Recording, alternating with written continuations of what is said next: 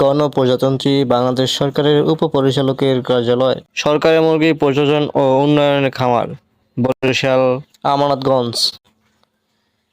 আপনারা দেখতে পাচ্ছেন এই হচ্ছে সেই মুরগির ফার্ম। এই দুই পাশে রয়েছে মুরগির ছাও এবং মুরগি, এই যে বড় ফার্মি মুরগি, মিশরীয় ফার্মি, এবং এই সাইডে রয়েছে আরও অনেক মুরগির আছে আপনারা দেখতে পাচ্ছেন। এছাড়া টাইগার, কক, এই মুরগির বাচ্চা, ফার্মি মুরগি, টাইগার মুরগি, বিভিন্ন মুরগির বাচ্চা এখানে উমান দিতেছে, মানে ব্রুডিং করতেছে।